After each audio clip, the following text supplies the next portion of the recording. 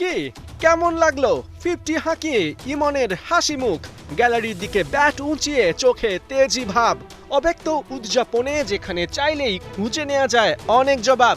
যার পারফরমেন্স নিয়ে কিছুদিন আগেও উঠেছিল কথা, সেই ইমনই ফাইনালের মঞ্চে তেজি ঘোড়া। বরিশাল যে ইমনের ফেভারিট অপোনেন্ট তার প্রমাণ আগেই দিয়েছিলেন। তিনবারের ফেস টু ফেসে 75 আর 36 রানের তিনটা ইনিংসে ইমন বুঝিয়েছিলেন বরিশাল মানেই তিনি লম্বা রেসের ঘোড়া। ফাইনালে হলো সেটা। এদিন বিপিএল ফাইনালে বরিশালের কাছে টস হেরে ব্যাট করতে নামা চিটাগংকে উড়ন্ত সূচনা এনে দেন পারভেজ ইমন।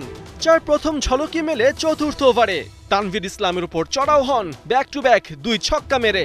ওই ওভারে একাই তুলে নেন 17 রান।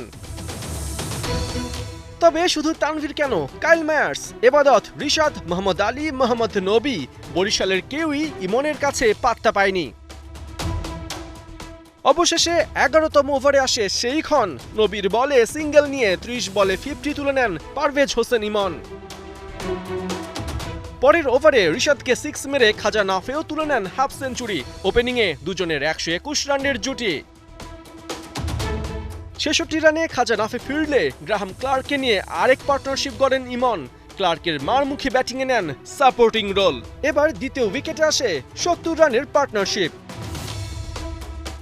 শেষ পর্যন্ত নির্ধারিত ওভারে 3 উইকেটে 194 রান বোর্ডে তোলে চিটাগং কিংস, যেখানে 49 বলে পারভেজ ইমন খেলেন 78 রানের ইনিংস। শুরু থেকে শেষ পর্যন্ত হাঁকান 6 বাউন্ডারি আর 4টা ছক্কা।